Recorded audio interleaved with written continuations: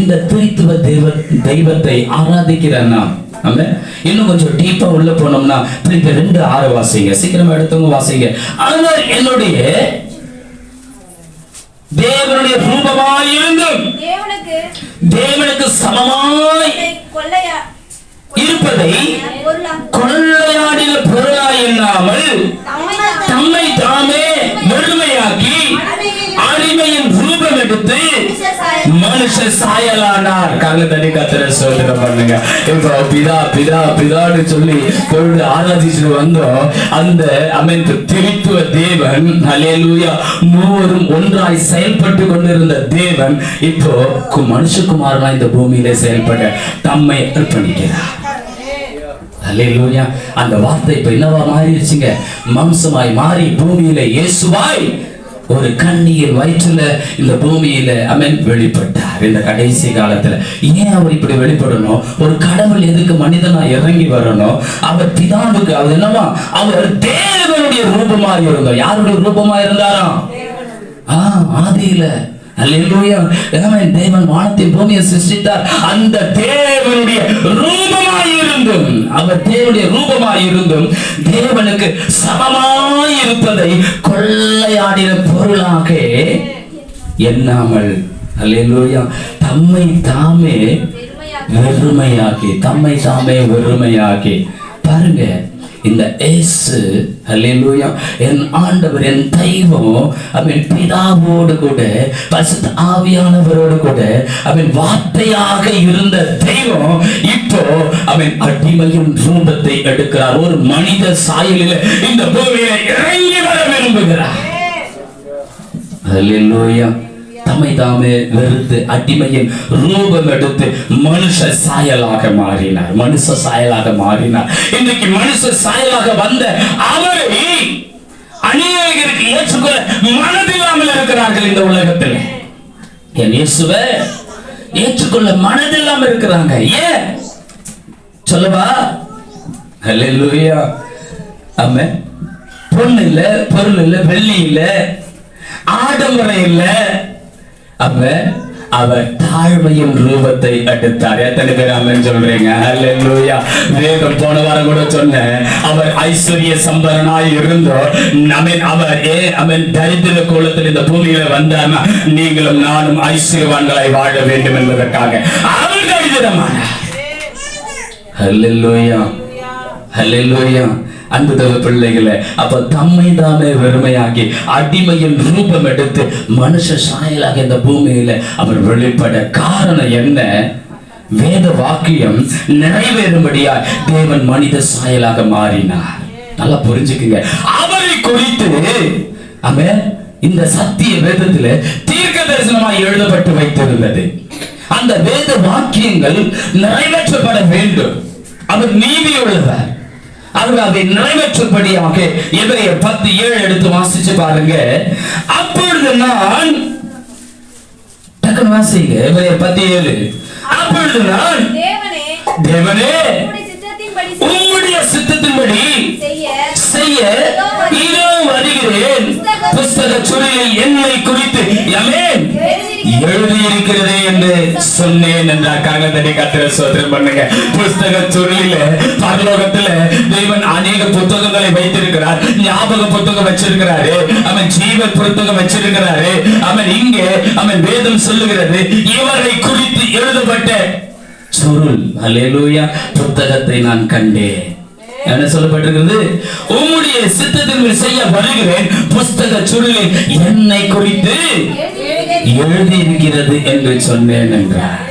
இவரை குறித்து ஹல்லேலூயா புஸ்தக சுருளில அவன் எழுதப்பட்டு வைத்து விட்டது. ஹல்லேலூயா. இந்த கடைசி காலத்துல இந்த உலகத்தின் எல்லாருடைய அக்கிரமங்களையும் பாவங்களையும் மீறுதலையும் மன்னித்து அவர்களை பாவ சோதனையிலிருந்து மாத்திரமல்ல மரணத்தின் உபாதையின் கட்டிலிருந்து இவர்களை மீட்டு ரட்சிக்கும்படியாக தேவன் வார்த்தையாகிய தேவன் அல்லேலூயா மனிதனாக இந்த பூமிக்கு வர வேண்டும் என்று இவரை குறித்து எழுதி வைத்திருந்த வேத வாக்கியத்தை நிறைவேற்றும்படி இந்த கடைசி காலத்திலே வார்த்தையாகிய இயேசு கிறிஸ்து வார்த்தையாகிய தேவன் பிதாவிடத்திலிருந்து இந்த பூமிக்கு மனிதனாக இறங்கி வந்தார்.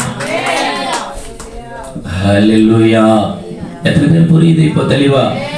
பிரைஸ் எல்லாம் ஹல்லேலூயா. ஆமென். நல்லா புரிஞ்சுக்கிங்க, தேவன் ஆவியா இருக்கிறார். தேவன் ஆவியா இருக்கிறாரு. ஹல்லேலூயா. அன்பு தேவ பிள்ளைகளே, இரண்டாவது அவர் வார்த்தையாய் வெளிப்பட்டு இருந்தாரு. ஆவியா இருக்கிற தேவன் வார்த்தையாய் வெளிப்பட்டு இருந்தவர் இப்ப இந்த பூமியில அடிமையின் ரூபம், தாழ்மையின் ரூபம் எடுத்து ஒரு மனிதனாய் இறங்கி வந்தார். கர்த்தரை தட்டி கர்த்தரை ஸ்தோத்திரம் பண்ணுங்க. இப்ப மூன்றாவதா என்ன எதுக்குள்ள வந்துட்டார்? இப்போ ஒரு சரீரத்துக்குள்ள இந்த பூமிக்குள்ள இறங்கி வந்திருக்கிறார். அல்லேலூயா. ஆமென். அந்த சரீரத்துக்கு பெயர் தான் இயேசு. அவர் பிறப்பதற்கு முன்பாகவே அந்த அவருடைய பிறப்பை குறித்து நற்செய்தி சொன்ன, தீர்க்கதரிசனம் சொன்ன அவருக்கு இயேசு என்று பெயரிடுவாயா? ஏனெனில் அவர் தமது ஜனங்களின் மீது வசனத்தை சொல்ல தேவையா நீங்க? ஏனெனில் அவர் தமது ஜனங்களின் பாவங்களை போக்கி, நம்ம வசனத்தை தெரியலையா உங்களுக்கு? மீட்டு ரட்சிப்பார். கரங்களை தட்டி கர்த்தரை ஸ்தோத்திரம் பண்ணுங்க. கர்த்தரை ஸ்தோத்திரம் பண்ணுங்க. மீட்டு ரட்சிப்பார், விடுதலை பண்ணுவார். அல்லேலூயா. பாவங்களை போக்கி ஜனங்களை மீட்டு ரட்சிக்கக்கூடிய ஒரே பரிசுத்தமுள்ள தெய்வமே இயேசு கிறிஸ்து. அல்லேலூயா. அதற்காகத்தான் என் வார்த்தையாக தெய்வம் இந்த பூமியில மனித ரூபம் எடுத்து வந்தார். அன்பு தேவ பிள்ளைகளே, ஒரு பிதாவுடைய அன்பை குறித்து உங்களோடு கூட பேசிக் கொண்டிருக்கிறேன். அன்பு தேவ பிள்ளைகளே, அப்போ இங்க வேதம் சொல்கிறது என்னை குறித்து எழுதி இருக்கிறது சொன்னேன் என்றால் அது ஆதியாகமம் 3:15 கொடுப்பாங்க. எங்க எப்போ எழுதப்பட்டது? கர்த்தருடைய வாயிலிருந்து வருகிற வார்த்தை இது. கொஞ்சம் உங்களுக்கு இன்னைக்கு நல்ல ஐஸ்வர்யமா இருப்ப, ஒரு நிமிஷம் ஐஸ்வர்யமா இருப்ப, ஆசீர்வாதமா இருப்ப, ஆண்டவர் ஒரு பொண்ணு கொடுக்குறாரு, வெளியே கொடுக்குறாரு, தங்கத்தை கொடுக்குறாருன்னா அப்படியே கையை தட்டி ஓன் குச்சின்னு இருப்போம். ஆனா வேதத்தின் ஆழமான ரகசியங்களை, தேவனை ஆராதிக்கிற முறைமைகளை, தேவனை எப்படி ஆராதிக்கலாம், நான் ஆராதிக்கிற தேவன் அவருடைய மகத்துவம், அவருடைய மகிமை என்ன என்பதை ஆவியானவர் காண்பித்து கொடுக்கும் பொழுது கொஞ்சம் சோர்வதான் இருக்கும். சத்தியத்தை சத்தியமாய் பிரசங்கிக்கவே நான் அழைக்கப்பட்டிருக்கிறேன். அல்லேலூயா. அதற்காகவே அழைக்கப்பட்டேன். அன்பு தேவ பிள்ளைகளை பவுல் சொல்றாரு அப்படின்னு. கர்த்தருக்கு ஸ்தோத்திரம். எடுத்து மீது வாசிங்க அந்த வசனத்தை 3:15. நல்லா புரிஞ்சுக்குங்க. பிதா ஆவியா இருக்கிற தேவன், பிரைஸ் தி லார்ட், ஆவியா இருக்கிற தேவன், வார்த்தையாக இடைப்பட்டு கொண்டிருந்த தேவன், வெளிப்பட்டு கொண்டிருந்த தேவன் ஒரு சரீரத்துக்குள்ள இப்போ வெளியில வர்றதுக்கு அவர் வார்த்தையை சொல்றாரு. என்னை குறித்து புஸ்தக சுருளில் எழுதி இருக்கிறது. அல்லேலூயா. என்னை குறித்து எழுதி இருக்கிறது. அதனாலதான் இந்த பூமியில மனுஷனா இயேசு என்கிற நாமத்துல நான் இந்த பூமியில ஒரு கன்னியுடைய வயித்துல நான் தோன்றினேன். அல்லேலூயா அப்படின்னு சொன்னவரு எந்த வேத வாக்கியம் அவரை குறித்து சொல்லப்பட்டதுன்னா ஆதியில சொல்லப்பட்டது. அந்த வார்த்தை தான் உங்களுக்கு நான் காண்பிச்சு கொடுக்கிறேன். பலமுறை காண்பிச்ச வசனம் தான். வாசிங்க. உனக்கும் ஸ்திரீக்கும் உன் வித்துக்கும் அவள் வித்துக்கும் பகையை உண்டாக்குவேன். இதுதான் ரொம்ப இம்பார்ட்டன்ட், முக்கியம். நல்லா புரிஞ்சுக்குங்க. உனக்கும் ஸ்திரீக்கும், பிரைஸ் தி லார்ட். என்னதுங்க? உனக்கும் ஸ்திரீக்கும். Price the Lord. உனக்குன்ற இடத்துல யாரு தெரியல. அந்த உனக்குன்ற இடத்துல உனக்கும் ஸ்திரீக்கும் பகை உண்டாக்குவேன்னு சொல்றாரு. உன் வித்துக்கும் அவள் வித்துக்கும் பகை உண்டாக்குவேன்னு சொல்றாரா இல்லையா? அப்ப அவள் ஸ்திரீ என்று சொல்லப்படுகிறது என்ன தெரியலன்னா பரவாயில்ல, கர்த்தருக்கு ஸ்தோத்திரம். சபையை குறிக்கிறது. காலை தட்டி கர்த்தருக்கு ஸ்தோத்திரம் பண்ணுங்க. ஸ்திரீ என்றாலே சபை. ஹல்லேலூயா. ஆமென். தேசங்களை குறிப்பிடப்பட்டிருக்கும். ஆமென். நல்லா புரிஞ்சுக்கங்க. வேதத்துல நிறைய இடத்துல போய் படிச்சு பாருங்க. சபைக்கும் தேசத்துக்கும் தான் ஸ்திரீயானவள் என்று சொல்லி அதிகமாய் சொல்லப்பட்டிருக்கும். பாபிலோன் தேசத்தை குறித்து சொல்லப்பட்டிருக்கும். தீர்க்கதரிசனம் வெளிப்படுத்தல் வரைக்கும் வரும். அதான் ரொம்ப டீப்பான வார்த்தை. இதுக்கே உங்களுக்கு புரியலன்னா அது உங்களுக்கு எப்படி தெரியும்? உலகம் முழுவதையும் வேசி தனமான ஆவிகள் புறப்பட்டு வந்தது பாபிலோன் தேசத்தில் இருந்துதான் சொல்லி மகா பாபிலோன். புரியுதா இல்லைங்களா? நான் அதை டீப்பா சொல்றது இன்னும் நாளைக்கு சொல்லித்தரேன், நேரம் இல்லை. கர்த்தருக்கு ஸ்தோத்திரம். அப்படிப்பட்ட பாபிலோனின் அந்த விபச்சாரத்தின் ஆவிதான் உலகம் முழுவதும் பரவினது. நல்லா புரிஞ்சுக்குங்க. அப்படிப்பட்ட அந்த ஆவி எந்த ஆவினா, ஏற்கனவே யாரு பிசாசுனா என்னன்னு சொல்லி இருக்கிறேன் உங்களுக்கு. பிசாசை குறித்து நான் அதிகமா பேச மாட்டேன், உங்களுக்கே தெரியும். ஆனா பிசாசுனா யாருன்னு உங்களுக்கு சொல்லி இருக்கிறேன். மனுஷனை பார்த்து பிசாசு சொல்லாத. அல்லேலூயா. ஆமென். Praise the Lord. பிசாசா மாறி போன ஒரு தூதன், கடவுள் உண்டாக்கின மிக அழகான தூதர்களிலே 3 தூதர்களிலே பிரதான தூதர்களிலே ஒருவன் யாரு? லூசிபர். ஒருத்தர் மிகாவேல், ஒருத்தர் கேப்ரியேல், ஒருத்தர் லூசிபர். லூசிபர் கடவுளை மகிமைப்படுத்தி அந்த கோமேத கற்களினால இசைகளை உண்டாக்கி தேவனை ஆராதிக்கிற வொர்ஷிப் பண்றவர். கேப்ரியேல் செய்தி தொடர்பாளர், கடவுள் சொல்லுகிற காரியங்களை வார்த்தைகளை சொல்லுகிறது அவருடைய வேலை. மிகாவேல் தூதன் யுத்த புருஷன். அவர் உரிமையில படைத்து உரிமையினா ஒரே அப்படி கண்ணை வைக்கிற நேரத்துல ஒரு தேசத்தை அழிக்கக்கூடிய வல்லமை படைத்தவர். நல்லா புரிஞ்சுக்கீங்க. இப்படிப்பட்ட பிரதான தூதர்கள் இவர்கள் கீழே கோடான கோடி தூதர்களையும் கர்த்தர் வச்சிருந்தாரு. அதுல ஒரு நாளைக்கு உங்களுக்கு சொன்னதான் புரியப்படுது. கர்த்தருக்கு ஸ்தோத்திரம். அதுல இந்த லூசிபர் ஏசாயா 14 அதிகாரத்துல நான் வானத்துக்கு ஏறுவேன், வானாதி வானங்களுக்கு மேலாக என் சிங்காசனத்தை அணைப்பேன், நான் தேவனுக்கு அவன் நிகராக. புரியுதா இல்லைங்களா? என் ஸ்தானத்தை நான் உயர்த்துவேன் சொல்லி பெருமை கொண்டு ஏறி போனாரு. அங்கிருந்து வெட்டி வீழ்த்தப்பட்டார் இந்த லூசிபர். அந்த தூதன் தான் பிசாசாய் மாறி போனான். நல்லா புரிஞ்சுக்கங்க. பிசாசா மாறி போன அந்த தூதன் அவனுடைய ஆவிதான் இந்த ஏதேன் தோட்டத்தில் இருந்த இந்த சர்ப்பத்துக்குள்ள உள்ள வந்தது. நல்லா புரிஞ்சுக்கங்க. இந்த சர்ப்பத்துக்குள்ள வந்தது. இந்த சர்ப்பத்துக்குள்ள அவனுடைய ஆவி உள்ள புகுந்து ஏவாளை வஞ்சித்தது. யாரை வஞ்சித்தது? ஏவாள் மூலமாக ஆதாமை வஞ்சித்தது. ஆதாமின் மூலமாக இன்னைக்கு பிறக்கிற குழந்தை, இனி இந்த உலகம் அவன் முடிகிற வரைக்கும் பிறக்க போகிற ஒவ்வொரு மனிதனுக்கும் மரணத்தை கொண்டு வந்து விட்டது. எத்தனை பேருக்கு புரியுது? இப்போ இப்படி மரணத்தை கொண்டு வந்த அந்த பிசாசை, அந்த அவன் ஆவியை, அவன் அப்படிப்பட்ட மரணத்தின் ஆவியை, மரண பிசாசை அவன் இயேசு தம்முடைய மரணத்தினாலே அழிக்கும்படிக்கு இந்த கடைசி காலத்தில் மனுஷனாய் வெளிப்பட்டார். கர்த்தரை ஸ்தோத்திரம் பண்ணுங்க. உங்களுக்கு விசுவாசம் இருந்தா பிசாசின் கிரியைகளை அழிக்கவே இந்த பூமிக்கு நான் வந்தேன்னு ஏசப்பா சொல்லியிருக்கேன். ஆமென். நீ எப்படிப்பட்ட கிரியையில மாட்டி இருந்தாலும் பரவாயில்ல, எப்படிப்பட்ட பிசாசு கிரியா இருந்தாலும் பரவாயில்ல, ஏசப்பா நீ கூப்பிட்டீங்கன்னா எல்லா கட்டுகளும் அறுத்து நெருப்பு பட்டது போல தெரித்து போகும். எத்தனை பேர் ஆமென் சொல்றீங்க? ஹல்லேலூயா. இப்ப நான் நேரடியா சப்ஜெக்ட்டுக்கு வந்துடுறேன். உன்னுக்கும் ஸ்ரீக்கும் உன் வித்துக்கும் அவள் வித்துக்கும் பகை உண்டாக்குவேன், அவர் உன் தலையை நசுக்குவார். ஹல்லேலூயா. இவரை குறித்து எழுதப்பட்டது இப்ப புரியுதா? அவரும் தலையை நசுக்குவார், நீ அவர் குதிகாலை நசுக்குவாய். அல்லேலூயா. நல்லா புரிஞ்சுக்கங்க. அதனுடைய தலையை மரணத்துக்கு ஆமென். அங்க வேதம் சொன்னது இன்னும் எபிரேயர் 2:14 எடுத்து வாசிங்க. சீக்கிரம் டக்கு வாசிங்க.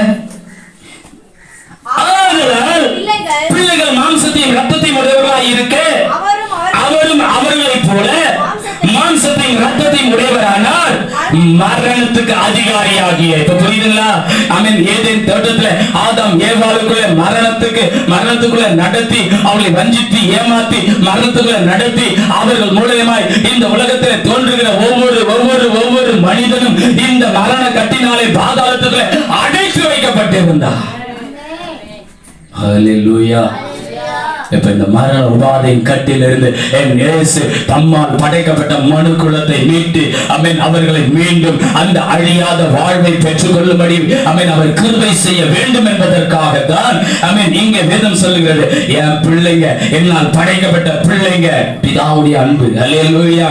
என் பிள்ளைங்க, என்னால படைக்கப்பட்ட, என்னால உண்டாக்கப்பட்ட பிள்ளைங்க ஆமென் இவர்கள் ஜீவ காலமெல்லாம் அல்லேலூயா என்னவா பிள்ளைகள் மாம்சத்தையும் ரத்தத்தையும் உடையவர்களாய் இருக்கிறாங்கப்பா.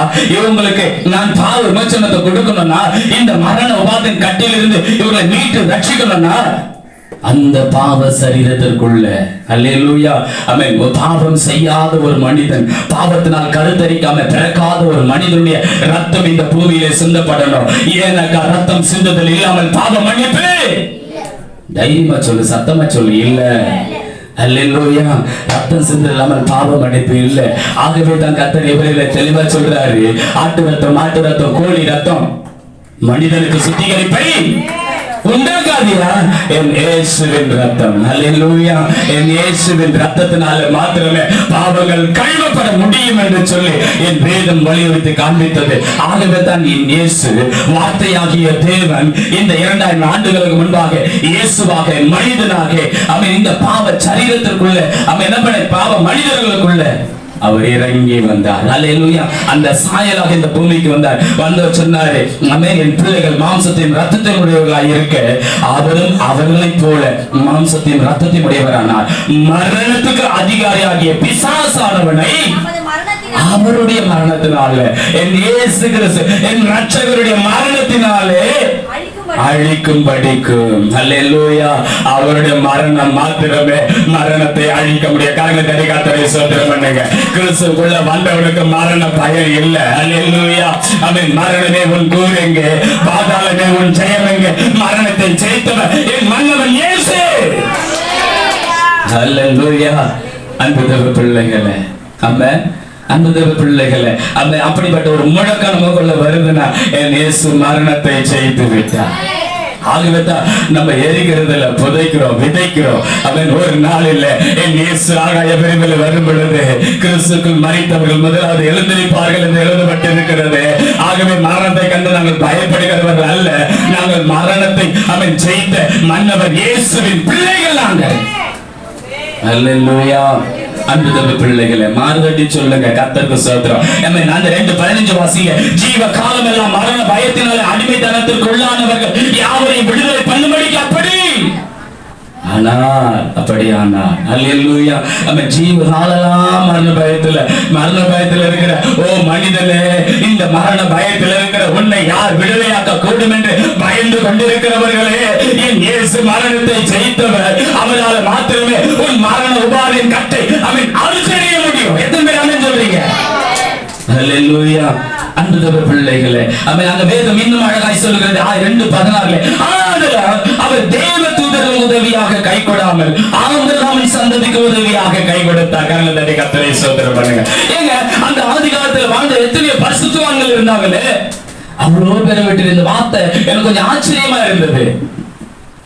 இருந்தது. தேராகுக்கு உதவியாக கை கொடாமல் சொல்லலாம்ல. அல்லேலூயா. Praise the Lord. அன்பு தேவ பிள்ளைகளே, அங்க பாருங்க, அவன் சொல்றாரு வேதத்துல, அவன் நோவாவுக்கு உதவியாக கை கொடாமல் அப்படியே சொல்லி இருக்கு இல்ல, ஆபிரகாமின். அங்க வசனத்தை வாசிங்க. தேவதூதருக்கு உதவியாக கை கொடாமல் ஆபிரகாமின் சந்ததிக்கு உதவியாக கை கொடுத்தார். அல்லேலூயா. அவன் ஆபிரகாமுடைய சந்ததி யாருங்க? கிறிஸ்து இயேசு. ஆபிரகாமின் சந்ததியில என் இயேசு இந்த உலகத்தின் ஒட்டுமொத்த பாவத்தின் கல்வாரி சிலுவையில சுமந்து தீர்க்கும்படி இந்த கடைசி காலத்தில் வெளிப்பட்டார். என் இயேசுவே அந்த சந்ததி. கரங்களை தட்டி கர்த்தரை ஸ்தோத்திரம் பண்ணுங்க. அல்லேலூயா. இப்ப சொல்லுங்க, அப்போஸ்தலர் 20:28 வாசிங்க. தேவன் தம்முடைய சுய ரத்தத்தினாலே சம்பாதித்துக் கொண்ட தமது சபையை, ஆபிரகாமுடைய சந்ததி, ஹல்லேலூயா, அது தெய்வத்தை விசுவாசிக்கிறது, இந்த திருத்துவத்தை நம்புகிறது. பிதா இருக்கிறார், குமாரன் இருக்கிறார், பரிசுத்த ஆவியானவர் இருக்கிறார். அவர்கள் ஒன்றாய் செயல்பட்டு கொண்டிருக்கிறார்கள். ஹல்லேலூயா. அல்லேலூயா. அவர்களுக்கு என்று தனித்துவம் இருந்த பொழுதிலோ அவர் எங்களுக்கு அவன் பிதாவா, நித்திய பிதாகவே வெளிப்பட்டுக் கொண்டிருக்கிறார். அல்லேலூயா. தேவன் தம்முடைய சுய ரத்தத்தினாலே சம்பாதித்துக் கொண்ட தமது சபை. இந்த சபை எதனால சம்பாதிச்சாரா? இப்ப பிதாவுடைய அன்பு புரியுதுங்களா? எங்க மனுஷன் தப்பு செஞ்சு மரணத்துக்குள்ள போயிட்டான், தேவதூதனும் தப்பு செஞ்சு பிசாசா மாறி போயிட்டான். தேவதூதனுக்கு கடவுள் கை கொடுக்கல. இந்த எபிரேயர்ல அழகா சொல்றாரு பாருங்க, தேவதூதனுக்கு உதவியா கடவுள் கை கொடுக்கல, விழுந்து போன தூதனுக்கு உதவியா கை கொடுக்கல. சாதாரண ஒரு மண்ணுல உண்டாக்குன இந்த மனுஷனுக்கு மட்டும் இந்த கடவுள் எப்படி கை கொடுக்க வரலான்னு அவனுக்கு ஒரு எரிச்சல், போறாம வருமா வராதா? எனக்கு உதவி செய்யல, நானும் தான் விழுந்து போனேன். ஆனா இந்த மனுஷங்களுக்கு மட்டும் இந்த கடவுள் உதவி செய்யும்படி, ஆபிரகாம் சந்ததிக்கு உதவியாக கை கொடுக்கும்படி அவர்களே மனுஷனாக பூமிக்கு இறங்கி வந்துட்டாரு. அவனுக்கு எரிச்சல்.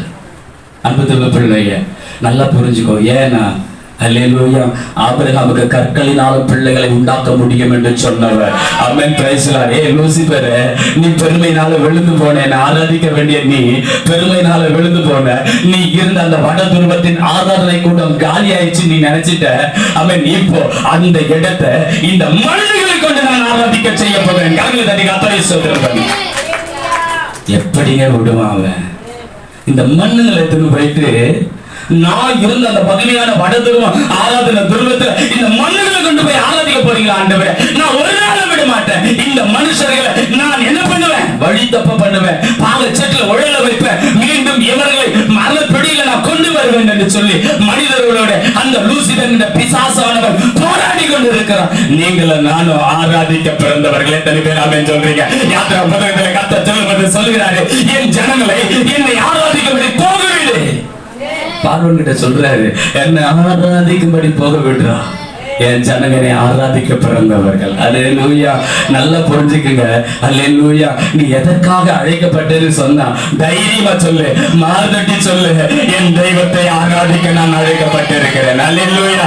லூசிபர் விழுந்து பண்ண அந்த வடதிருவ ஆராதனை பருவத்தில் என் தேவனோடு கூட நித்திய காலம் ஆமென் அவரோடு கூட அவரை ஆராதித்துக் கொண்டிருக்கும்படியா கர்த்தரை அழைத்திருக்கிறார். தைரியமா சொல்லு. அல்லேலூயா. ஆனா ஒண்ணு நான் தெளிவா சொல்றேன், அதிகமா விழுந்து போகிறவங்க தேவனை ஆராதிக்கிறவங்க தான் அதிகமா விழுந்து போவாங்க. நூதனமான ஆராதனைகள் எல்லாம் இந்த கடைசி காலத்துல கொண்டு வருவாங்க. ஜாக்கிரதையா இருங்க. தெய்வத்தை ஆராதிக்கணும்னு நீ நினைச்சுனா ஆவியோட உண்மையோட மட்டும்தான் ஆராதிக்கணும். எத்தனை பேர் ஆமென் சொல்றீங்க? நூதனமா சும்மா இந்த கட்சி வச்சுன்னு ஆட்டிக்கின்னு குத்தாட்டம் போட்டுக்கின்னு புகைய போட்டுக்கின்னு கூத்தடிச்சுட்டு ஆராதிக்கிறது ஆராதனை அல்ல. தெய்வ பயத்தோடு கூட நீ ஆராதிக்கணும். நீ ஆராதிக்கும் போது ஆவியின் வல்லமை உனக்குள்ளே கிரியை செய்யணும். இந்த உலகத்தில் எல்லா நாமின் காரியங்களை நீ மறந்து தேவனோடு கூட ஐக்கியப்பட்டு இருக்க வேண்டும். அல்லேலூயா. எத்தனை பேர் புரியுதுங்க? இன்னும் டீப்பா சொல்லலாம். கர்த்தருக்கு ஸ்தோத்திரம். கர்த்தர் பெரியவர். ஆகவே தன் அன்பு தேவ பிள்ளைகளை ஆமென் ஆவியா இருக்கிற தேவனை ஆவியோட உண்மையோட ஆராதிக்கணும். நீ எந்த ஆவியில ஆராதிக்கணும்ன்றது முக்கியம். அல்லேலூயா. ஆமென் ஆராதிக்கிறதுல ஆமென் ஆவி வித்தியாசம் இருக்குது. நீ பரிசுத்த ஆவியானவரை ஆராதிக்கிறது எங்களுக்கு நல்லா தெரியும். நீ கூத்தடிக்கிற ஆராதிக்கிறது எங்களுக்கு தெரியும். இன்னைக்கு ஒரு கூட்டம் அப்படிப்பட்டது, இசைக்கு மயங்கி போகிற ஒரு கூட்டம் இருக்குது. என் வேதம் சொல்லுகிறது, ஒரு கரங்களை தட்டி கர்த்தரை மகிமை படுத்தும் பொழுது ஆவியானவர் உனக்குள்ளே ஆமென் ஆவியானவர் உனக்குள்ளே ஆமென் ஆவியானவர் உனக்குள்ளே செயலாற்றுவார், அசைவாடுவார். அல்லேலூயா. அல்லேலூயா. தப்பேல இசைக்கருவி இருக்கா, இசைக்கருவிகளை வந்து ஆராது. ஆனா அதுல கொஞ்சம் பெருமைப்பட்டுறாரு. அவன் நூதனமான காரியங்களை உள்ள கொண்டு வந்துறாரு. கர்த்தருக்கு ஸ்தோத்திரம். ஆகவே தான் வேதம் மிக அழகாய் சொல்லுகிறது, மாம்சத்தின்படி கிறிஸ்து அவர்களின் பிறந்தாரே, இவர் என்றென்றைக்கும் சோதரிக்கப்பட்டவர், சர்வத்துக்கும் மேலான தேவன். சர்வத்துக்கும் மேலான தேவன். அல்லேலூயா. இந்த 1/4 மணி நேரத்துல ஒரு கதையை சொல்லி நான் உங்களுக்கு முடிக்க விரும்புறேன். ஒரு பிதாவுடைய அன்பை ஏசப்பா இந்த பைபிள்ல வெளிப்படுத்துற. நல்லா புரிஞ்சுக்கிங்க. இப்ப நான் நேர சப்ஜெக்டுக்கு வரேன். காலையில ஆரம்பிச்சோம்ல, என்ன சொல்லி ஆரம்பிச்சோம்? தாயுடைய அன்பு நிறைய வெளியில தெரியும், தகப்பனுடைய அன்பு தெரியாது. ஒரு குடும்பத்தை தாய் ஒரு பிள்ளைய 10 மாசம் சுமக்கிறா. ஒரு குடும்பத்தை தகப்பன் காலம் ஃபுல்லா சுமக்கிறான். நல்லா புரிஞ்சுக்கிங்க. தகப்பன் காலம் ஃபுல்லா சுமக்கிறான். ஒரு மனுஷன் பூமியில பிறக்கும் பொழுது அவ தாய் மாறுதட்டுவா, தகப்பன் சந்தோஷப்படுவா, எனக்கு தோல் கொடுக்க ஒரு பிள்ளை பிறந்திருக்கிறான்னு. அல்லேலூயா. ஆமென். நல்லா புரிஞ்சுக்கிங்க. ஆமென். நான் யாரையும் எதற்காகவும் அல்ல, நீ ஒரு ரகசியத்தை புரிஞ்சுக்கணுன்றதுக்காக தான் நான் சொல்றேன். இதுல ஒரு ஆழமான ஒரு சத்தியம் இருக்கு. அதை நான் உங்களுக்கு தெளிவா நான் காண்பிச்சு கொடுத்துடுறேன். கர்த்தருக்கு ஸ்தோத்திரம். அன்பு தேவ பிள்ளைகளை, ஆமென். ஒரு தகப்பன் அவன் சுமக்கிறது வெளியில தெரியாது. ஒரு பிள்ளை கீழ்ப்படியிலன்னா தாய் என்ன பண்ணுவா? அடிப்பா, கண்டிப்பா. ஆனா அந்த பிள்ளை பாருங்க, அந்த தாய்கிட்ட மறுபடியும் போய் ஒட்டிக்கும். அதே ஒரு தகப்பன் கண்டிச்சா திட்டினா அந்த பிள்ளை என்ன தெரியுமா பண்ணும்? தகப்பன்டே வராது, தகப்பன்ட்ட பேசவே பேசாது. தகப்பனை பார்க்கும்போது விரோதி மாதிரியே பார்ப்போம். கர்த்தருக்கு ஸ்தோத்திரம். இல்ல அது உங்களுக்கு அனுபவம் இருக்கா தெரியல, பார்த்துருக்கீங்களா தெரியல. ஒரு தகப்பன் ஒரு குடும்பத்துல அவன் முதுகெலும்பை தோன்றவன். அல்லேலூயா. ஒரு குடும்பத்துல அவன் எப்படி இருக்கணும்னாக்கா, எல்லாத்தையும் தூக்கி சுமக்கக்கூடியவனா வெளியில காண்பிக்க மாட்டான். எவ்வளவு கஷ்டம் இருந்தாலும், எவ்வளவு பாடு இருந்தாலும், அவனால முடியலன்னா கூட சரி, என்னுடைய தாய், என்னுடைய தகப்பன், என் மனைவி. நல்லா புரிஞ்சுக்கிங்க. ஒரு பிள்ளை அவன் வளர்றான், அவன் பிறந்ததும் அவன் மேல ஒரு சுமத்தப்படுது. என்ன சுமத்தப்படுது? இவன் எல்லாத்தையும் பார்த்துப்பான். நல்லா புரிஞ்சுக்க, இவன் எல்லாத்தையும் பார்த்துப்பான். அப்பவே ஒரு சுமை அவன் மேல ஒரு சுமை சுமக்குது. அவன் வளர வளர அவன் மென்டாலிட்டி என்னன்னா, எங்க அப்பா அம்மாவை நான் பார்த்துக்கணும், என் அண்ணன் தம்பி அக்கா தங்கச்செல்லாம் நான் கரை சேர்க்கணும் அப்படின்ற ஒரு பாரம் அந்த தகப்ப மேல விழுது, அந்த பையன் மேல விழுது. அவன் வளர்ந்து அவன் அந்த குடும்பத்துக்காக உழைக்கிறான், பாடுபடுறான், எல்லாத்தையும் செய்ய ஆரம்பிக்கிறான். அவனுக்கு ஒரு திருமணம் ஆன பிறகு புது அன்பு கிடைக்குது, மனைவியின் அன்பு கிடைக்குது. நல்லா புரிஞ்சுக்கங்க, ஒரு மனைவியின் அன்பு கிடைக்குது. அந்த மனைவியின் அன்புக்குள்ள 2 பிள்ளைகளின் அன்பு கிடைக்குது, புதுசா இருக்குது அவனுக்கு. நல்லா புரிஞ்சுக்க. இதுவரைக்கும் தாய்க்காகவும் தகப்பனுக்காகவும் கூட பிறந்த சகோதரிகள் சகோதரனுக்காகவும் உழைச்சவன் இப்போ தனக்குன்னு உருவான அந்த குடும்பத்துக்காக உழைக்க ஆரம்பிக்கிறான். உழைக்கிறான் அந்த குடும்பத்துக்காக. மனைவியை நேசிக்கிறான், பிள்ளைகளை நேசிக்கிறான், உறவுகளையும் நேசிக்கிறான். ஆனால் ஒரு தாய் அப்படி செய்ய முடியாது. அவள் திருமணமாகி போயிட்டாள்னா கணவன் குடும்பம் தான் அவளுக்கு எல்லாமே. அல்லேலூயா. ஆனால் அவன் தகப்பனுடையது அப்படி அல்ல. அவன் தான் குடும்பத்தையும் பார்க்கிறான், தனக்குன்னு ஏற்படுத்தப்பட்ட குடும்பத்தையும் பார்க்கிறான். அவன் எல்லாத்தையும் அவன் சுமந்து கொண்டு இருக்கிறான். அல்லேலூயா. அவன் சுமக்கிறான். அது வெளியில தெரியாது, கடைசி வரைக்கும் தெரியாது. அல்லேலூயா. நான் சொல்ல வரக்கூடிய காரியம் என்னன்னா, அன்பு தேவ பிள்ளைகளை, அந்த குடும்பத்துல கண்டிப்போடு சில காரியங்களை நடத்துவான். நல்லது கெட்டதை சொல்லிக் கொடுக்கக்கூடியவன் தகப்பன். நல்லது கெட்டதை சொல்லிக் கொடுக்கக்கூடிய தகப்பன். இது தப்புன்னு கண்டிக்கக்கூடியவன் தகப்பன். கண்டிக்கிற தகப்பனை பிடிக்காது. நிறைய பேருக்கு கண்டிக்கிற தகப்பனை பிடிக்காது. இன்னைக்கு பிள்ளைங்களாம் எப்படி எதிர்பார்க்கறாங்கன்னா, தகப்பனும் தப்பு செய்யணும், நம்ம தப்பு செய்யறதும் கண்டுக்காம இருக்கணும். அப்படிப்பட்ட தகப்பனா? ஆனா முடிவு மரணம். அந்த மரணத்துக்குள்ள போகும்போது தான் அந்த பிள்ளைக்கு தெரியும், எங்க அப்பா என்னை அன்னைக்கே அடிச்சு திருத்தி இருந்தான்னா நான் இந்த நிலைமைக்கு போயிருக்க மாட்டேன்னு சொல்லி அந்த பிள்ளை சொல்லும். அன்பு பிள்ளைகளை, அது போலதான் இங்க லூக்கா 15 அதிகாரத்துல உங்களுக்கு தெரிஞ்ச ஒரு காரியம், பிரசங்கம் பண்ண ஒரு காரியத்தை வச்சு ஒரு கதை சொல்லி நான் முடிச்சிடுறேன். அன்பு தேவ பிள்ளைகளை, அங்கே அவர் ஆண்டவர் ஒரு ஓமையை சொல்றாரு தகப்பனுடைய அன்பை குறித்து. ஒரு மனுஷன் 2 குமாரர்கள் இருந்தார்கள். ஒரு மனுஷனுக்கு 2 பிள்ளைங்க இருந்தாங்க. மூத்தவன் இளையவன். பைபிள் அப்படிதான் காண்பிச்சு கொடுக்குது. மூத்தவன் இளையவன், 2 பிள்ளைங்க இருந்தது. அன்பு தேவ பிள்ளைகளை, அதுல இளையவன் தன் தகப்பன் கிட்ட வந்து, தகப்பனே எனக்கு உண்டான ஆஸ்தியை எனக்கு பிரிச்சு கொடுங்க. என்ன கேட்கிறான்? என் ஆஸ்தி எனக்கு பிரிச்சு கொடுங்க. அவர் என்ன பண்றாரு? பிரித்து அவனுடைய பாகத்தை பிள்ளைங்களுக்கு கொடுக்கிறாரு. இதை இவன் எடுத்துக்கொண்டு என்ன பண்றான்னா, நான் கொஞ்சம் வேகமா போயிடுறேன், இதெல்லாம் தெரிஞ்ச வசனம் தான். அவன் என்ன பண்றான்? அவைகள் எல்லாத்தையும் எடுத்துக்கொண்டு தூர தேசத்துக்கு போயிட்டான். எங்க போயிட்டான்? தகப்பனுடைய கண்ணுக்கு எட்டாத தூரத்துக்கு போயிட்டான். போன பிறகு சில நாளுக்கு பின்பு இளைய மகன் எல்லாவற்றையும் சேர்த்து கொண்டு தூர தேசத்துக்கு புறப்பட்டு போய் அங்கே துன்மார்க்கமாய் ஜீவனம் பண்ணி தன் ஆஸ்திகளை எல்லாம் அழித்து போட்டுட்டான். என்ன பண்ணிட்டான்? ஆஸ்திகளை எல்லாம் அழிச்சு போட்டுட்டான். துன்மார்க்கமான ஜீவியத்தினால அந்த தேசத்துல பஞ்சம் ரொம்ப கொடுமையா இருந்தது. இப்ப இந்த பஞ்சத்துல எல்லாத்தையும் அவன் செலவழிச்சுட்டான். இப்ப அவனுக்கு சாப்பாடு இல்லை, பசி, உயிர் போகுது, என்ன பண்றது தெரியல. அந்த தேசத்துல ஒருவன் கிட்ட போயிட்டு ஓட்டிக்கினான். எப்பா எனக்கு பசிக்குது, எனக்கு சோறு போடு. அப்ப நான் என் பன்னிங்க இருக்கு, என் பன்னிங்களை போய் என் வயல்ல போய் மேய். அங்கெல்லாம் பன்னி மேய்க்கிறது தான் பெரிய.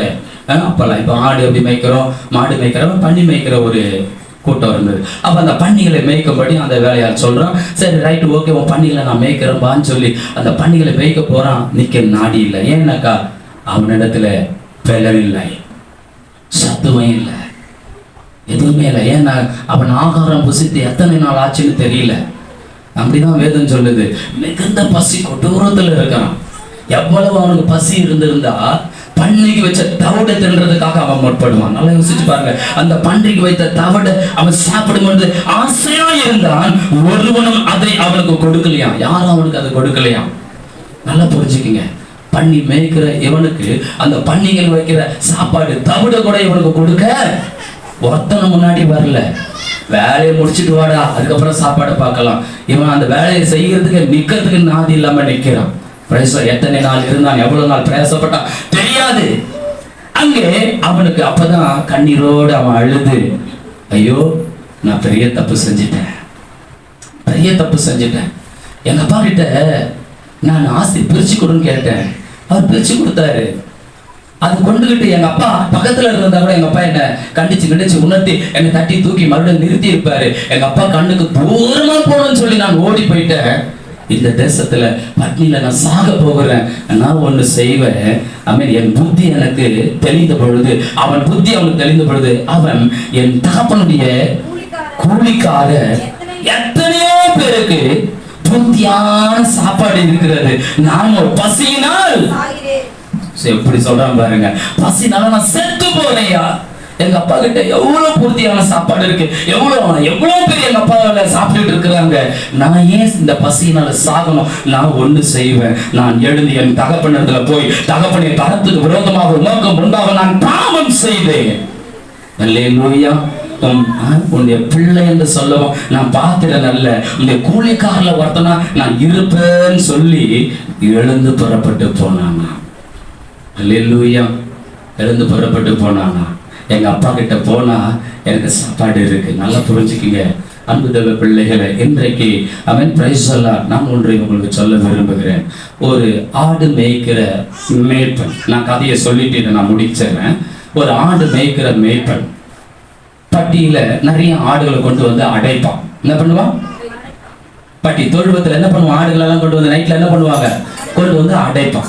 காலையில அதுங்களை ஓட்ட ஆரம்பிச்சான்னா, மேய்க்க ஆரம்பிச்சான்னா, ஒரு கொம்பை வச்சுக்கிட்டு இந்த பக்கம் ஓடாத அந்த பக்கம் ஓடாதுன்னு அடிச்சுக்கிட்டே இருப்பான். இப்படியே அந்த ஆடுகள் என்ன பண்ணுவான்? நல்லா மேய்ச்சலுக்குள்ளவே நல்லா மேய்ச்சி நல்லா அதை நல்லா புஷ்டியாக்கி நல்லா சாப்பிட வச்சு நல்லா ஆகாரம் புசிக்க வச்சு அது கொண்டு வருவான். இப்படியே எடுத்துன்னு வந்து நைட் என்ன பண்ணுவான்? அதோட தொழுவத்துல அது பட்டியல வச்சு அடைச்சிடுவான். இப்போ இதுல ஒரு ஆடு இந்த நாள் எப்ப பாரு தொலையா போச்சு. என்ன சுதந்திரமா மேயவோட மாட்டேன்றான், சுதந்திரமா வாழவோட மாட்டேன்றான். காலையில இருந்து சாயந்தரம் வரைக்கும் பேபன்னு அடிச்சுட்டே இருக்கிறான். என்ன இப்படி போவாத, அப்படி போவாத, இங்க போவாத, அங்க போவாத, என்ன தொல்லை கொடுத்துக்கிட்டே இருக்கிறான். அருமையான வாலிப பிள்ளைங்களே இருக்கீங்களா? வாலிப பிள்ளைங்க இருக்கீங்களா? பிரைஸ் எல்லாம். உன் தகப்பனுடைய போதகம் உனக்கு ரொம்ப கசக்கும். தகப்பன் உன்னை கண்டிச்சா ரொம்ப கசப்பா இருக்கும்.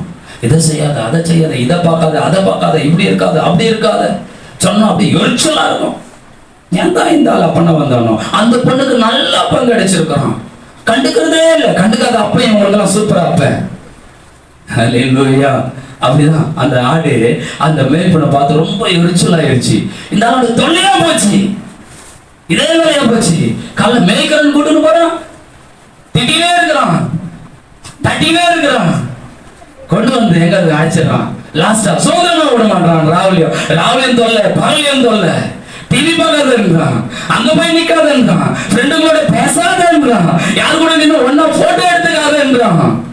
அல்லேலூயா. ஏன் சொல்றான்? இப்போ மரமண்டைக்கு புரியாது வாலிப பிள்ளைகளை. ஒரு நாள் நீ தகப்பனாக தாயாக மாறும் பொழுது உனக்கு புரியும் தகப்பனுடைய தாயுடைய அன்பு என்ன என்று. அல்லேலூயா. அன்பு பிள்ளைகளை, இப்ப இந்த ஆடு நான் நேரம் ஆயிடுச்சு, நான் ரகசியத்தை சொல்லிடுறேன். இந்த ஆடு உங்களுக்கு தெரிஞ்சிருக்கலாம், ஒரு வேலை யாருக்குன்னா கதை நான் சொல்லிடுறேன். அன்பு பிள்ளைகளை, இந்த ஆடு ஒரு ஐடியா பண்ணுது, நான் சுதந்திரமா இருக்கணும். நான் என்ன பண்ணணும்? நான் சுதந்திரமா இருக்கணும். சில வாலிப பிள்ளைங்களுக்கு தெரியுமா? இந்த உலகத்தை அனுபவ தெரியாத வட்டி நீ. சில வாலிப சொல்லுவாங்க, இந்த உலகத்தை உனக்கு அனுபவிக்க தெரியலடா உனக்கு. வாலிபம்னா இப்படி பண்ணணும் அப்படி பண்ணணும். லாஸ்டா பத்துக்குன்னு காலை கிளப்பிட்டு போய் ஹாஸ்பிட்டல்ல பத்துக்கு தான் தெரியும். ஐயோ ஆண்டவரை உயிர் கொடுப்பான்னு அழும்போது தான் தெரியும். அப்படிதான் இந்த கதை வரும். நல்லா தெளிவா சொல்லுது. இந்த ஆடு ஒரு ஐடியா பண்ணுது, நான் சுதந்திரமா இருக்கணும். எப்படி இருக்கணுமா? சுதந்திரமா இருக்கணும்னு அந்த பட்டியல் அந்த தொழுவத்துக்குள்ள மூலையில ஒரு ஓட்டை போட்டுக்கினே இருக்குது. யாருக்கு தெரியும்? எங்க மேய்ப்பன் வேலி நல்லா இருக்குதான்னு பாக்குறவன் தாங்க நல்ல ஒரு மேய்ப்பன். ஒரு குடும்ப தலைவன் தன் மனைவிக்கு என்ன தேவை, தன் பிள்ளைகளுக்கு என்ன தேவை, தன் பெத்த தாய் தகப்பனுக்கு என்ன தேவை அறிந்தவன் தான் நல்ல ஒரு குடும்ப தலைவன் தகப்பனாய் இருக்க முடியும். அல்லேலூயா. அவனுக்கு தெரியும், அது ஓட்ட போட்டுங்கிறது தெரியும். ஓட்டையை அடைக்கவே இல்லை. அவன் அது இருந்தா தான் பண்ணுது பார்க்கலான்னு சொல்லி அப்படியே இருந்துட்டான். பிரைஸ் சொல்ல ஒரு நாள் எல்லாத்தையும் தொழுவத்தை எடுத்து உள்ள அடைச்சதும் இவன் போய் நேரம் வச்சுட்டு எழுது போட்டு பார்த்துக்கிட்டான். இப்ப இந்த ஆடு அப்படியே எட்டி பார்த்தது. மேய்ப்பன் தூங்கிட்டானா, அப்பன் தூங்கிட்டானா, ஆத்தா தூங்கிட்டாலா, போனை எடுப்போமா, நம்ம வேலையை ஆரம்பிப்போமா. கர்த்தருக்கு ஸ்தோத்திரம். அல்லேலூயா. நீ வாழ்க்கை பேசுங்க அப்படிதான் இருக்குது. அவங்களுக்கு ஒரு ரூமு தனியா. ஒரு இன்னைக்கு நம்ம கிராமத்துல எல்லாம் கர்த்தருக்கு ஸ்தோத்திரம், பிள்ளைங்க நம்மளோட கூட படுத்து தூங்கிட்டு இருக்கிறாங்க. நான் சென்னையில இருக்கிறவங்கள சொல்றேன், நான் உங்களை யாரையும் சொல்லலை. கர்த்தருக்கு ஸ்தோத்திரம். ஆயிடுச்சு, தூங்கிட்டாங்களா பார்க்குது, தூங்கிட்டான். சரி ரைட் கிளம்புவோம். நேரம் அந்த ஓட்டக்குள்ள பூந்து வெளியே போச்சு. வெளியே போன ஆடு, மன்னன் சொல்லியிருப்பேன் இந்த கதையை உங்களுக்கு. கர்த்தருக்கு சோதரம். வெளியே போன ஆடு எங்க போச்சு? நல்லா கிடுகிடுன்னு ஓடிடுச்சு. மேய்ப்பனுக்கு தூரமா ஓடி போச்சு. போச்சு, சத்தம் கேட்காத தூரம் ஓடி போச்சு. ஓடி போயிட்டு அது சொல்லுச்சு, என் வழி தனி வழி, என் வழி தனி வழி. இப்பதான் நான் சுதந்திரமா இருக்கிறேன், இப்பதான் நான் நிம்மதியா இருக்கிறேன், இப்பதான் நான் சந்தோஷமா இருக்கிறேன்னு சொல்லி வாய கூட மூடல. இருட்டுல அவங்க புதர்ல ஒரு ஓனாய் இருந்தது. ஓனாய் எக்கிரி வந்து இதை சாப்பிடணும்னு சொல்லி பாயுது. ஒரு செகண்ட் அந்த மயிறு இழையில தப்பிச்சிருச்சு ஆடு. நல்ல ஆடு அப்படின்னு ஆயிடுச்சு. கப்புல பயந்து தூக்கி வாரி போட்டு ஐயோன்னு சொல்லி பதறி அடிச்சு உயிர் பயம், உயிரை கையில பிடிச்சிட்டு ஓடுது பாருங்க. ஓடுது, இது தரத்தது, ஓடுது, ஓனாய் தரத்தது. கடைசியில ஓடி போய் அந்த ஓட்டக்குள்ள பூந்து எப்படியோ தொழுதுக்குள்ள போய் சேர்ந்துருச்சு. சுத்தி முத்தி பார்த்தது, அப்பா தூங்குறாரு. கூட இருந்த சக ஆடுகளை பார்த்துச்சு, எல்லாம் தூங்குது. அழகா நைஸா போய் உள்ள என்ன பண்ணிருச்சுங்க, அழகா போயிட்டு என்ன பண்ணிடுச்சு, உக்காந்துச்சு. அதுங்களோட உக்காந்துக்கிட்ட சொன்னது, இது சிறை அல்ல, இது சிறை அல்ல, இது என் பாதுகாப்பு. அல்லேலூயா. என் தகப்பன் எனக்கு ஏற்படுத்தி கொடுத்திருக்கும் பாதுகாப்பு. அல்லேலூயா. ஆமென். அவர் என்னை கண்டித்தது, அவர் என்னை நல்வழிப்படுத்தினது, அவர் எனக்கு சொன்ன அறிவுரைகள், புத்திமதிகள் என்னுடைய உயிரை காப்பாற்ற, என் வாழ்நாட்கள் நீடித்து இருக்க, நான் மேன்மடையடைய நல்லா இருப்பதற்காக அவர் இவ்வளவு பிரயாசப்பட்டிருக்கிறார். இது புரியாம இந்த மரமண்டைக்கு நேரா போயிட்டு என்ன பண்ணுதான், எனக்கு தெரியும், கர்த்தருக்கு ஸ்தோத்திரம். அல்லேலூயா. நான் யாரையுமே எப்பவுமே தப்பு செஞ்சா நேரம் போய் கேட்கவே மாட்டேன். கர்த்தருக்கு ஸ்தோத்திரம். இங்க சின்ன வயசுலங்க ஸ்கூல் படிக்கிற பிள்ளைங்க லவ் ஜவ்வு கடைசி அவன் ஏமாத்திட்டு போயிட்டான்னா இது எதனா ஒண்ணு பண்ணின்னு சாவுறது தேவையா? இல்லைன்னா இது என்ன பண்றது, இழுத்துக்கிட்டு ஓடி போய் பெத்தவங்களுக்கு அவமானத்தை, நிந்தையை தேடி கொடுக்கறது.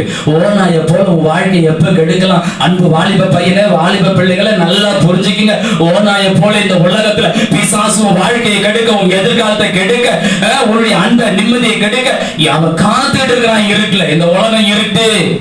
இந்த உலகத்துக்குள்ள போறேன்னா ஆமென், நல்ல ஆலோசனைகளோட, நல்ல அறிவுரைகளோட, பாதுகாப்பான பசுத்த ஆவியானவரோட போகணும். அல்லேலூயா.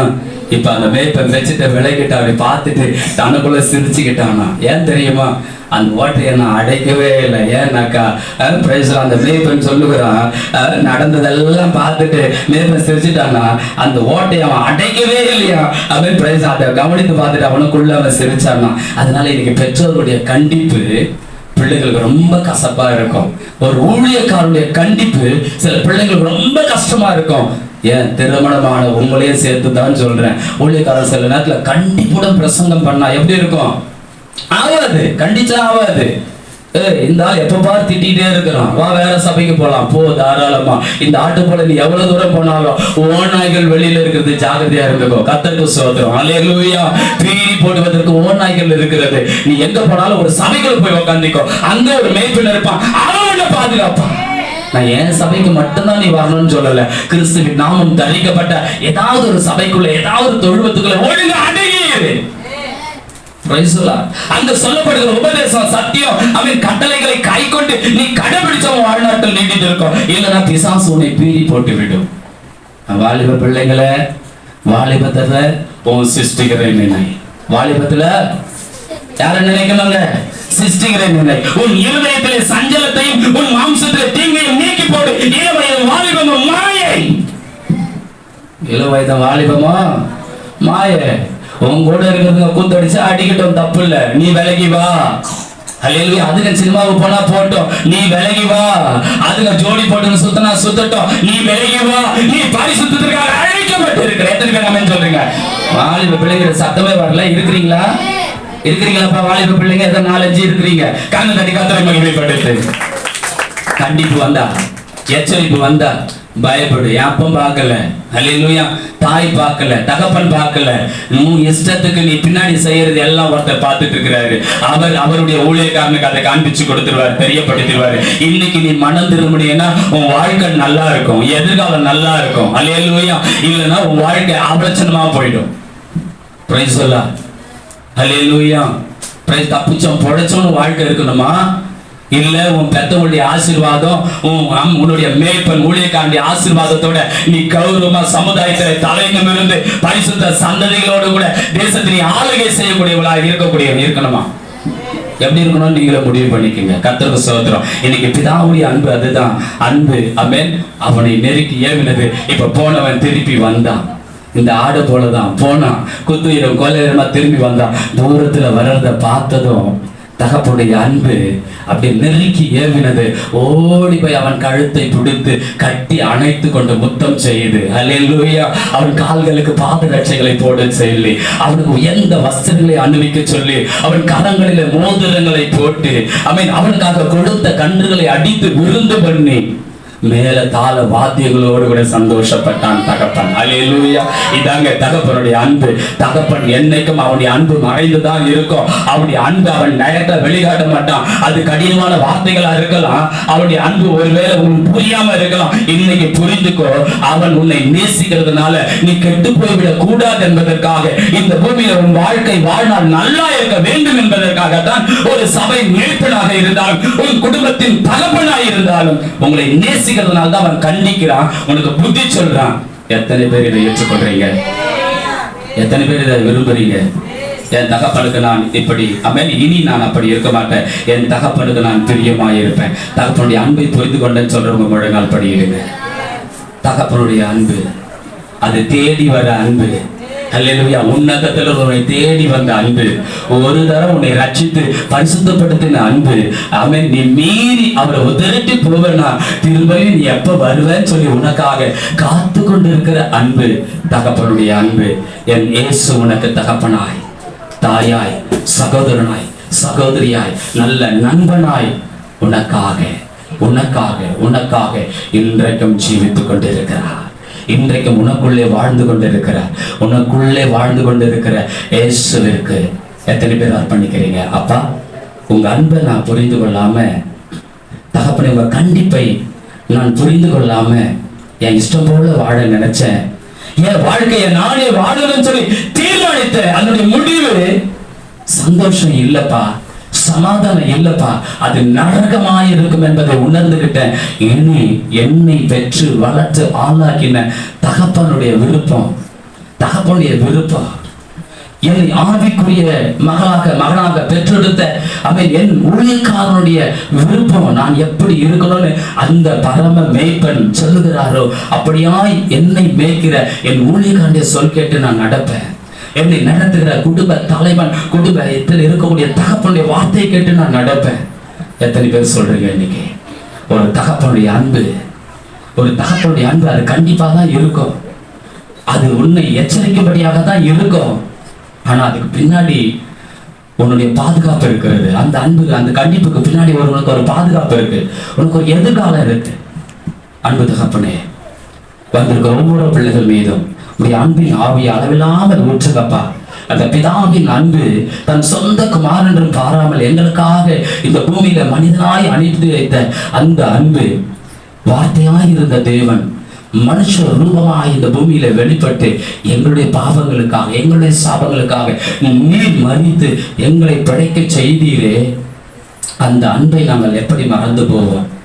உங்களுடைய அன்புக்கு ஈடாக நாங்கள் எதை செலுத்துவோம்? உங்களுடைய ரட்சிப்பின் பாத்திரத்தை எடுத்து முடியவர் எந்த அவை பின்பற்றி வருவோம். ஆண்டவரே, அப்படிப்பட்ட பிள்ளைகளாய் என் பிள்ளைகளை நீர் மாற்றும் என்று சொல்லி பிதா குமாரன் பரிசுத்த ஆவியின் நாமத்தில் ஆசீர்வதித்து வாழ்த்துகிறோம் ஜீவனுள்ள பிதாவே. ஆமென். என் ஆத்மாவே கர்த்தரை ஸ்தோத்திரி, என் முழு உள்ளமே நாமத்தை ஸ்தோத்திரி. ஆத்மாவே கர்த்தரை ஸ்தோத்திரி, கர்த்தர் செய்த சகல உபகாரங்களையும் மறவாதே. ஆமென். கர்த்தராகிய இயேசுவினுடைய கிருபையும் பிதாவாகிய தேவனுடைய அன்பும் பரிசுத்த ஆவியானுடைய அந்யோன்ய ஐக்கியமும் என்றும் என்றும் சதா காலங்களிலும் நம் அனைவரோடும் தங்கி தாபரிப்பதாக. ஆமென். ஹல்லேலூயா.